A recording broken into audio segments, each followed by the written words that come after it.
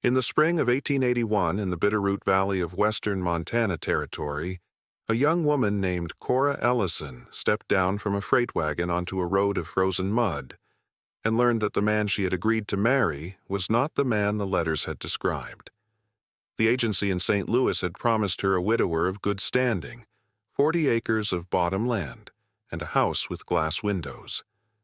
The letters had been gentle and exact, written in a fine, slanting hand, and they had spoken of books and of a quiet life and of a man who wanted company more than labor. What met her at the end of that road was a low log house with oiled paper in 2 of its windows, a barn that leaned, and a man whose face had been ruined by fire down one whole side, from the corner of his eye to the line of his jaw, so that strangers looked away and then looked back and could not help themselves. His name was Wade Garrow. He did not offer his hand. He took her trunk down from the wagon without a word, set it on the step, and waited. And what neither of them yet knew was that this stiff and graceless afternoon would become the story their grandchildren asked for by name, the most unlikely marriage the valley ever produced. Stay with me, because the woman who wanted to climb back onto that wagon stayed instead, and what she stayed for took the better part of a winter to show itself. Cora had come west because she had run out of reasons to remain in the east. Her father, a clerk in a dry goods house in Ohio named Tobias Ellison, had died owing more than he owned, $1,100 to creditors who came to the funeral with their hats in their hands and their ledgers in their coats, and the family that had once seemed solid had come apart like wet paper. The brothers scattered for work, one to the railroad and one to a packing house in Chicago, and the youngest simply gone. No letters, no address, a chair empty at every supper Cora could remember after. The mother was taken in by a cousin in Columbus who made her feel the weight of every meal she ate and every stitch of clothing on her back. And Cora had watched her mother grow small and apologetic in that house, had watched a proud woman learn to thank people for crumbs, and had sworn an oath to herself in the back pew of a cold church that she would never live on another person's sufferance if there was a road out of it anywhere on the earth. She had taught small children their letters in a church basement for 2 years for room and a little money, 40 children of all ages on a single bench, and she had been good at it, better than good, able to take a child who could not tell a B from a D in September and have him reading scripture aloud by spring. She had been engaged once to a young man named Philip, who clerked in a bank and spoke of a future, and Philip had married a girl with a dowry of $4,000 instead, and had crossed the street to avoid Cora afterward, which taught her more about the worth men assigned a portionless woman than any sermon ever had. She had reached the age of 26 with a sharp mind, a steady hand, a back straight from carrying other people's burdens, and no place anywhere that needed her for herself. The advertisement in the matrimonial circular had seemed honest enough. She had answered it in her own careful script, and the letters that came back had made her believe that somewhere past the edge of the map there was a man who would value what she actually was. She had not pictured the scar. She had not pictured the paper windows. But she had not come this far to faint at a hard sight, and so she had walked up the step and into the house and set her own kettle on the stove before he could decide whether to apologize. The first supper was a quiet disaster. Cora could read and cipher and run a schoolroom of 40, but she had never in her life cooked over a wood stove that drew badly, and she did not know that this one drew badly, did not know that the damper wanted setting just so, or it would burn hot on one side and sulk on the other, and the biscuits came out the color and the hardness of the creek stones along the river bank, and the beans were scorched black on the bottom of the pot and raw and crackling above. She set it all on the table anyway, because a woman who apologizes for a meal teaches a house to expect apologies. And she had decided on the wagon that she would not begin that way. Wade ate 2 of the biscuits without a word, broke a tooth's worth of effort on each one, and washed them down with coffee she had at least not ruined, and the silence of it was somehow worse than any complaint a man could have made. The boy was not yet home. It was only the two of them and the bad food and the paper rattling in the windows, and then Wade set down his fork and laid his scarred hand flat on the table and said the first full sentence she had heard from him. He said the letters were not his. His sister Margaret had written them back in Iowa, before she married a man from Dubuque and moved on with her own life, and Wade had read each one before it was posted and had let every kind and bookish word stand, because he had known, the way a man knows the weather is turning, that no woman alive would answer the truth of him. He said it the way a man reports offenses down, flat and without excuse, and then he sat back and waited for her to be angry, watching her with the whole side of his face and the ruined side both, braced for it the way he braced for everything. Cora was angry, but she was also bone-tired from 11 days of travel, and under the anger was a thing she had not expected to find in herself, which was a plain, hard respect for a man who would wreck his own case with the truth at the very first meal, when a lie would have served him another week at least. She told him that her own letters had been honest, every word of them, that she was exactly the portionless schoolteacher she had claimed to be, and no prettier than her description. She told him she would stay the winter because she had nowhere else on the earth to be, and not enough money in her purse to get to the next county, let alone back across a continent. And she told him that by spring she would decide whether he was a man worth the spending of a life on, or merely a man worth pitying, and that he could spend the dark months helping her come to the answer. He looked at her then, full on, and something in the set of his jaw eased a fraction, a thing she would not understand the meaning of for months. They did not shake hands. They did not need to. The bargain was struck across a ruined supper, and it held. The house, she learned, had once been better. There had been a wife, a woman named Lena, who had died of a fever 3 winters back, and a child, and the child had lived. His name was Tom. He was 7 years old, and he had been staying with a neighbor woman, Mrs.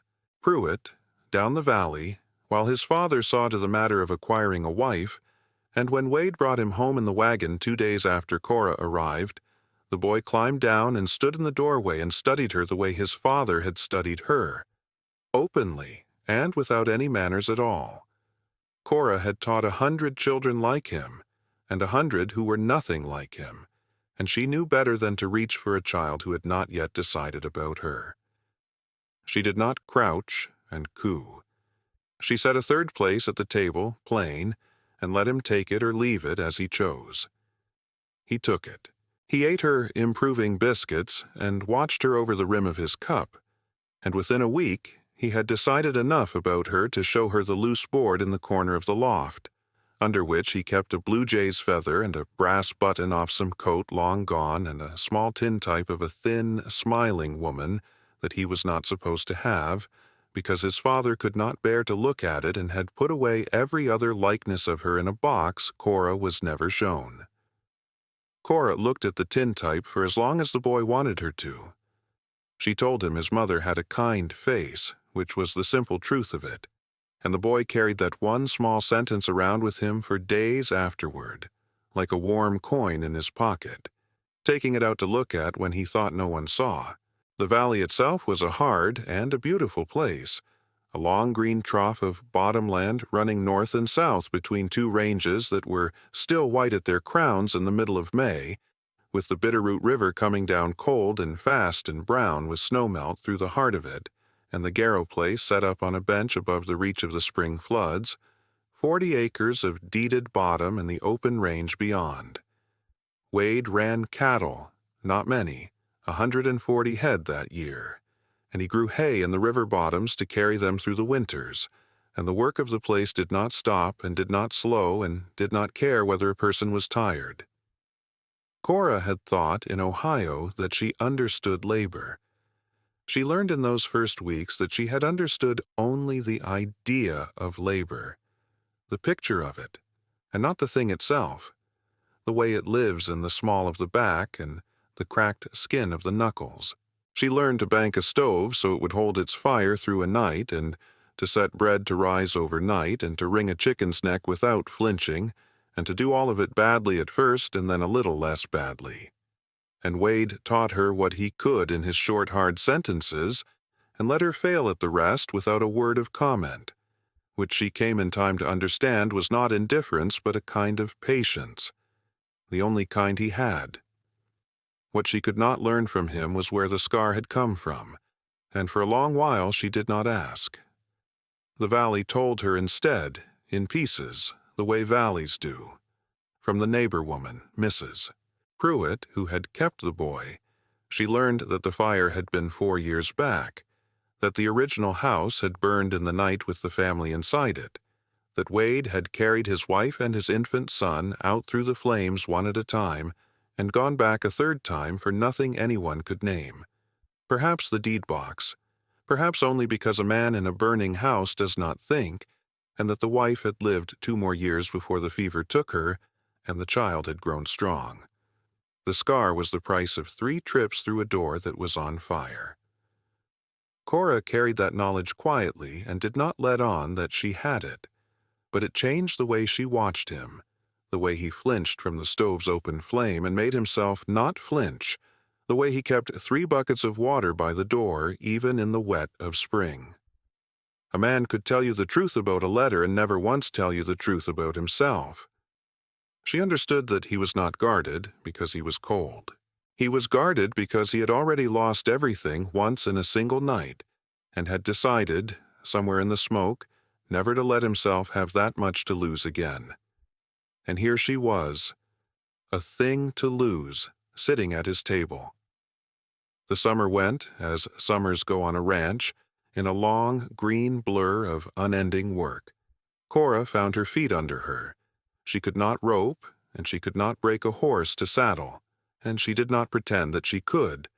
But she could keep books, and she discovered within her first month that the books had never once been kept at all.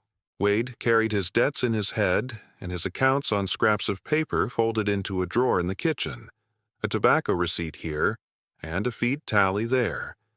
And when she sat down one evening and laid them all out flat on the table by lamplight, she found that he owed the feed and mercantile man in town, a tight and careful person named Harlan Boyd, the sum of $320 against the coming winter's hay and supplies, due in the fall when the steers were sold at the railhead. She set the accounts down properly in a ledger she bought in town with her own last dollars. Every figure entered in her clean schoolmistress hand, the debts on one side and the herd and the hay and the deeded acres on the other, and when Wade came in from the bottoms and saw what she had done, he stood over the open book a long time with his hat still in his hand. He said it was the first time in 4 years that he had known to the dollar exactly where he stood. It was not a tender thing to say.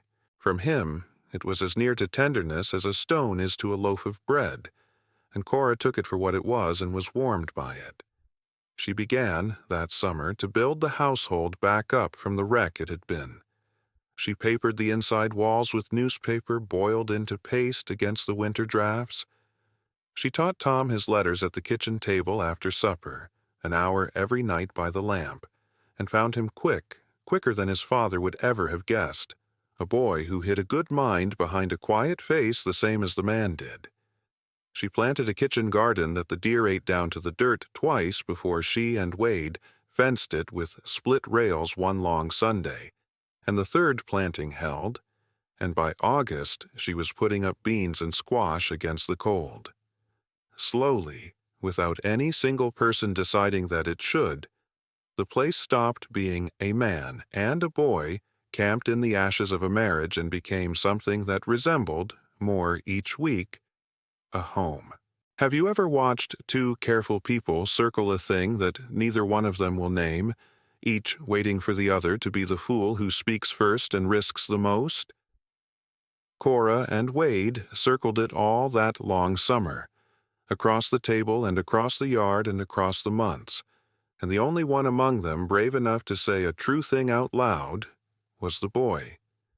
It was Tom who said it in August, with the carelessness of a child handling a thing the adults find too hot to hold. They were stacking hay in the near bottom, the 3 of them, Wade pitching it up and Cora and the boy treading it down on the rick, and Tom looked at her with hay in his hair and said she was better at this than his first mother had been, and then, in the same breath, that he hoped she would not die too. The bottom fell out of the afternoon. Wade stopped with the fork half raised. Cora knelt down in the loose hay and took the boy by both shoulders and told him she had no intention of dying, that she was a great deal harder to kill than she looked, and that he was stuck with her. And the boy believed her the way children believe what they need to, completely and at once, and went back to treading hay. But Wade had heard it, and that night, on the step, with the dark coming down over the western range and the river loud in the spring melt that lingered late that year, he told her the rest of it. He told her about the fire, the parts the valley did not know, the way his wife's hand had let go of his on the second trip and he had thought he had killed her and then found her breathing on the grass, the way he had gone back the third time not for any box, but because he could not believe the house would simply be allowed to take everything, and he wanted to fight it even when there was nothing left to carry, the way the doctor had wanted to take the arm, and he had refused and kept it stiff and scarred in his own. He told her he had ordered a wife the way a man orders a part for a broken machine, because the boy needed a mother and the house needed running, and he had not expected to feel anything, and had been angry to find that he did. He did not say what he felt. He was not a man who could. But he said he had been afraid, since the night she came, that he would let himself want her to stay, and then lose her the way he lost the first one, and that fear was the only thing he had left that still worked.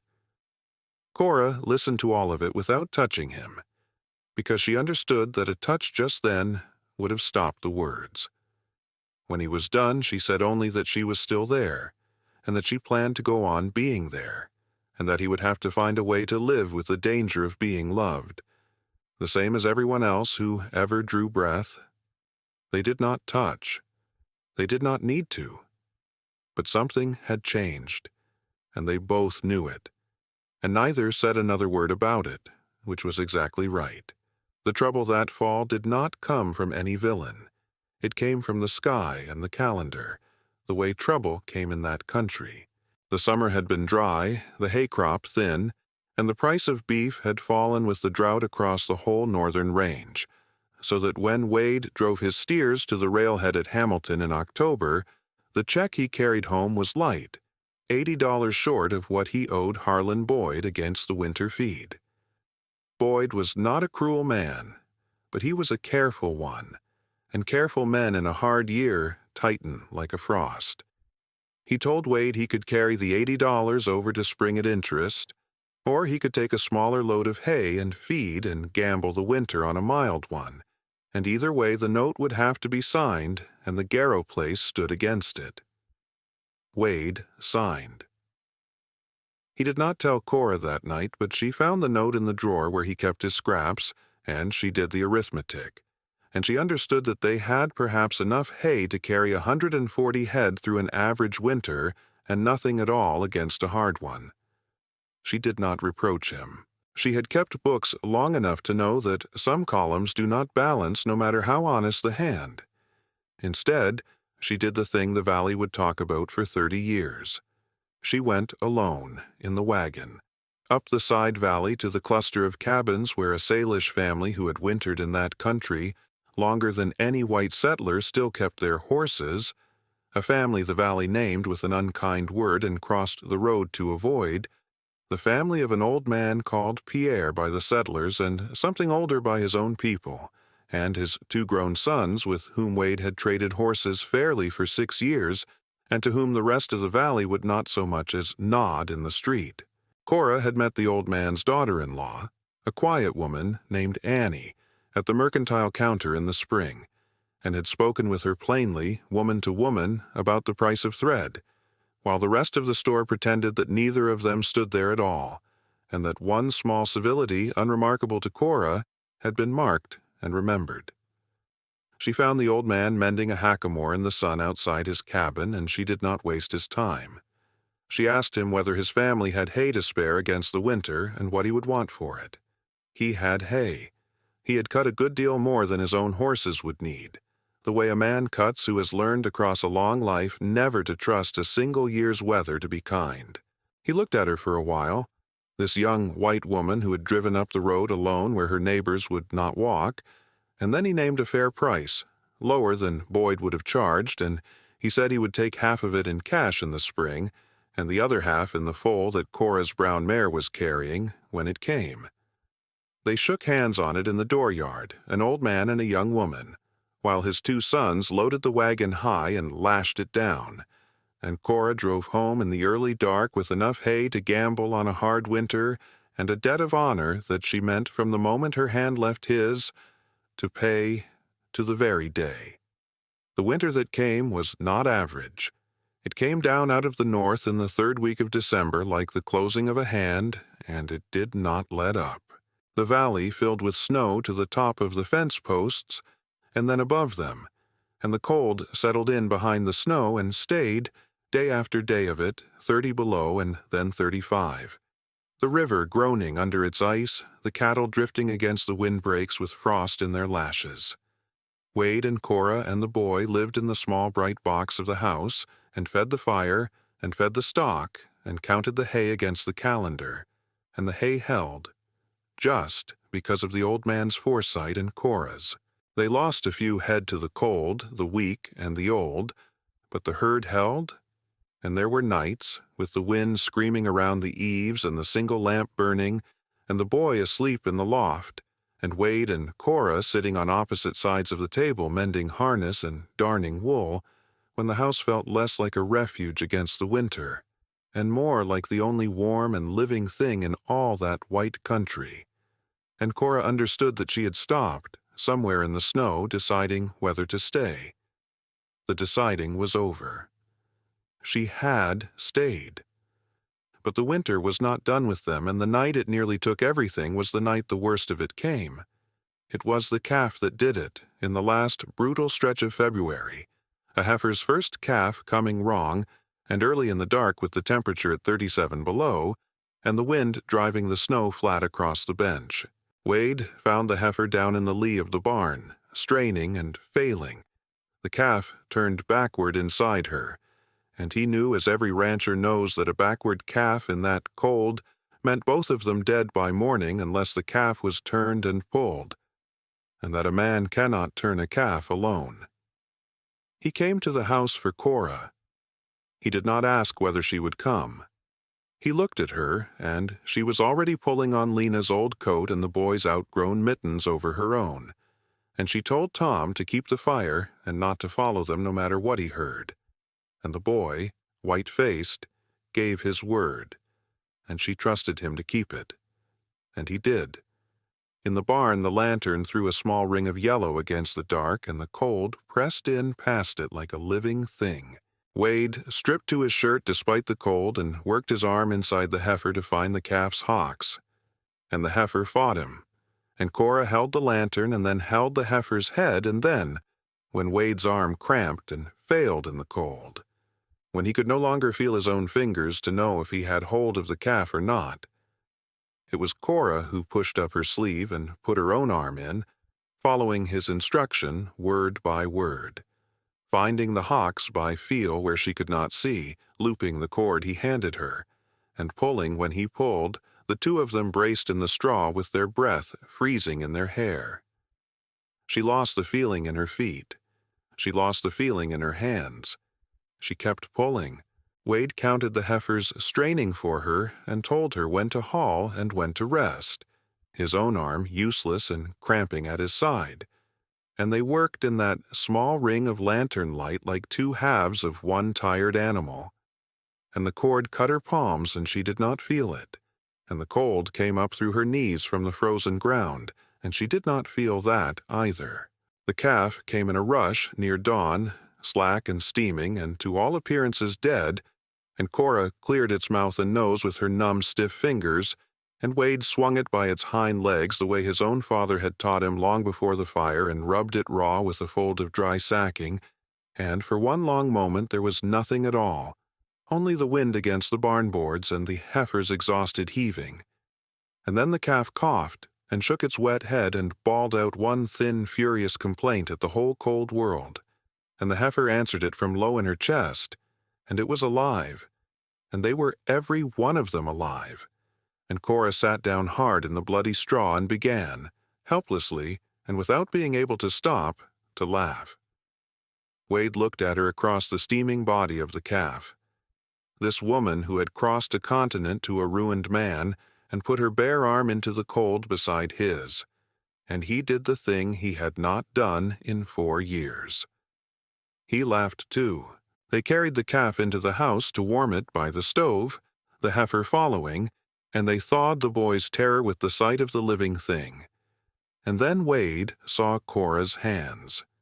The fingers had gone white and waxen to the second knuckle, frostbitten in the long work, and she could not close them, and the fear came up in his face that she had not seen there even in the barn. He sat her by the stove. He did not warm her hands at the fire because he knew from the doctor who had wanted his arm that fast heat after a freeze was its own kind of fire, and he had learned that lesson on his own body. Instead, he took her ruined hands between his 2 scarred ones and warmed them slowly, breath by breath, blowing on them, holding them against the side of his own neck under his collar, where the blood ran warm, talking to her low and steady the whole while in a voice she had never heard him use, telling her she was a fool and the bravest woman in the territory, and that he was not going to lose her over a calf, not over a calf, and the words tumbled out of the guarded man in a rush because he had stopped, for once, guarding them. The feeling came back into her fingers in needles, and then in fire, and then in plain pain, which meant she would keep them, and she wept from the pain of it with her head against his shoulder, and he held her hands and did not let go. They did not say the word that everyone says. They had said everything else. When the worst of the pain had passed and the calf slept by the stove and the boy slept against her side, Wade said, looking at the fire and not at her, that the letters had been lies, but he wanted to make her one true thing. And would she stand up with him before the circuit preacher when the snow broke, and Cora, who had crossed a continent to be told the truth by a man at last, said yes. That was all. A plain yes by a stove with frost-bitten hands. It was the largest word she ever spoke. The snow broke in April, late and all at once, the river coming up brown and roaring, the bench greening almost overnight, and the circuit preacher, a tired kind man on a tired horse named Solomon, who rode a loop of 200 miles through that country marrying and burying as he went, came up the valley in the last week of the month, and married them in the front room of the house with Tom for a witness and Mrs. Pruitt for another, and the old man, Pierre and his sons, standing in the yard because they would not be made to feel unwelcome, and Cora would not hear of them standing outside. So the door was left open and the spring air came in, and the vows were said to a room and a yard both. Cora paid the old man his cash that same week, to the day, and gave him the foal when it came in May, a long-legged, sorrow-eyed thing that grew into the best horse on the place, and the debt of honor was closed clean. Harlan Boyd's $80 she paid in the fall out of a better beef year, and Boyd, who was a careful man and not a stupid one, came to understand over the next several years that the Garrow place was kept by the steadiest hand in the valley, and that the hand was a woman's, and he said as much once in the mercantile in front of the same men who had crossed the road from Pierre's family, and some of them had the grace to look ashamed, and most of them in time came around, the way small minds do come around when the proof stands in front of them season after season and will not go away. Nobody ever apologized to Cora in so many words. The valley does not work that way. But within 5 years, the women who had pitied her for marrying the scarred man were asking her how she kept her accounts, and what she fed her hens, and whether she would teach their children their letters in the winter months, which she did in the front room for a generation of valley children who grew up not knowing there had ever been anything strange about the Garrow marriage at all. They had 3 children of their own, after Tom, 2 girls and a boy, and the youngest, the boy, was born in the same loft where the calf had been warmed back to life on a winter night not half so cruel as the one that made them. Tom grew up to take the ranch in his turn and doubled its acreage to better than 90 deeded acres before he was 40, and ran 400 head where his father had run 140, and never once in the whole of his life called Cora anything but mother, plain and without qualification. The first girl they named Lena, for the wife who had come before, and the naming was Cora's own doing and over Wade's quiet objection, because she said a child raised in that house should know whose love had been there first, and should not grow up feeling she had been built on a thing kept secret. That girl, Lena Garrow, became a teacher as Cora had been, and carried her letters down to the little Bitterroot school for better than 40 years, and taught the grandchildren of the very women who had once pitied her mother for marrying the scarred man. The second girl married a doctor in Missoula, a good steady man, and raised 5 children in a house with a parlor, and outlived every other soul in this story. Wade Garrow lived to be 71 years old, his scarred arm stiff to the very end of it, but strong enough to fork hay into his 80th winter, and he died quiet in his own bed in the house he had rebuilt by then with good glass in every window at last, in the deep cold of the winter of 1924, with Cora's hand in his. Cora lived 9 years more after him, and when people asked her, as people always did, how a woman could build a whole long life out of a man she had been tricked into so much as meeting, she would say the same thing every time, in the dry, plain way she never lost across all those years. She would say that the letters had promised her a comfortable man and a comfortable life, and that she had gotten neither one, and that it was the best trade she ever made. They are buried together on the bench above the house, under a single stone, with the valleys spread out below them and the 2 ranges still white at their tops in May, and the calf that nearly killed her and saved them both lived to be an old cow and threw 20 calves of her own, and her line was still in the Garrow herd the year the last of the old house was finally torn down. Tom kept the brass button and the jay's feather in his mother's tintype in the same loose board all his life, and added to it, before he was grown, a strip of sacking gone stiff and dark, which no one who saw it ever understood, and which he never explained, because some things a man keeps are between himself and a cold barn and the woman who put her arm in beside his father's and pulled. Have you ever been loved by someone who was certain, down in their bones, that loving you would cost them everything, and stayed anyway? Tell me about the one who stayed, and if this is the kind of story that finds the warm place in you, I have others like it, of plain people in hard country who got something better than they ordered.